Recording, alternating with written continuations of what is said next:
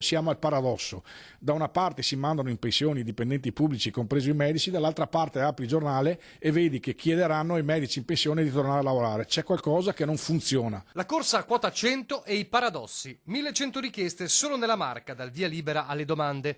E poi lo SPI-CGIL sottolinea un altro passaggio non da poco, quello che sembra una vera e propria scelta politica.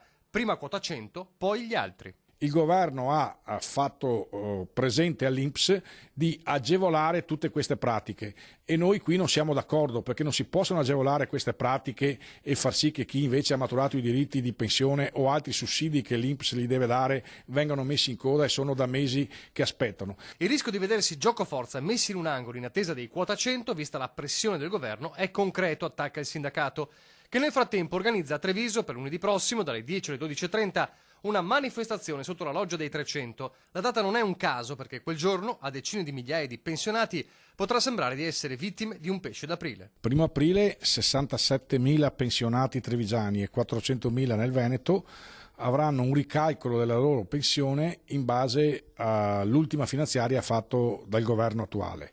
E praticamente si troveranno chi 5, chi 10, chi 15, chi 20 euro in meno a seconda della loro pensione.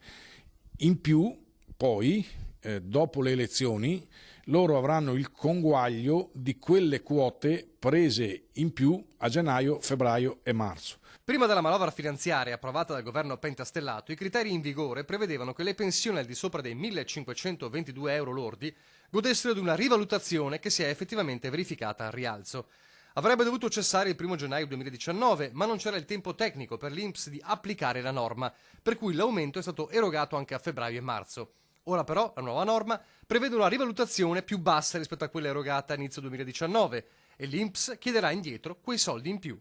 Pensionati illusi e poi bastonati.